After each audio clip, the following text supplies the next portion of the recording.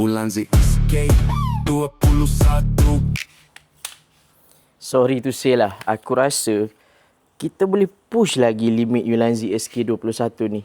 Aku rasa ada setup yang kita boleh improvise lagi.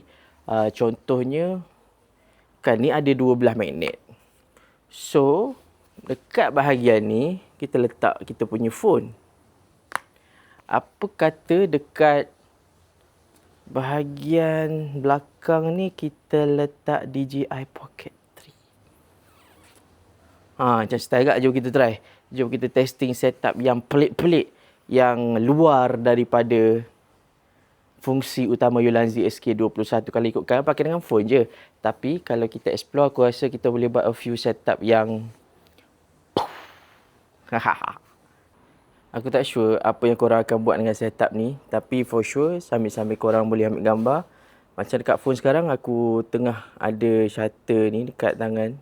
So, aku boleh tekan shutter ni sambil-sambil aku ambil video juga dekat Pocket 3. Ni Pocket 3, ni aku punya phone. So, sambil-sambil dekat phone tu kita guna ambil gambar. Dekat Pocket 3 ni kita ambil video. Kita nak ambil kita punya gelagat di sebalik kita posing-posing kan. Contoh.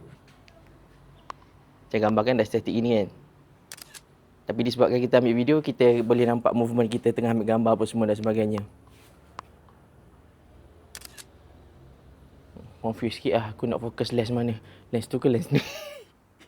So, ini adalah salah satu setup yang aku figure out untuk korang gunakan bersama dengan Ulanzi SK21.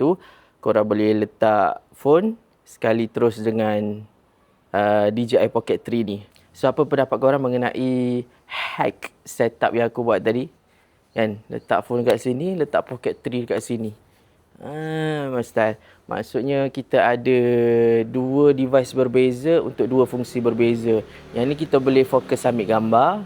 Smartphone kita boleh fokus ambil gambar. Dan DJI Pocket 3 kita boleh fokus ambil video bergerak-bergerak kan. Boleh nampak gelagat-gelagat orang tu tengah ambil gambar apa semua. Kalau gambar kan kita ambil, dia dah static terus. Tapi bila ada video, so kita boleh gunakan juga video tu untuk menampakkan gelagat ketika tengah ambil gambar. Nice. Macam biasa, kalau korang belum lagi dapatkan Ulanzi SK21, korang boleh dapatkan sekarang juga dekat beg kuning, okay? You dengar, you dapat. Kita jumpa dalam next video. Assalamualaikum. Gerak dulu. Ciao. Boleh share dengan aku apa yang korang akan buat dengan setup yang macam gini? Ace Vlog In.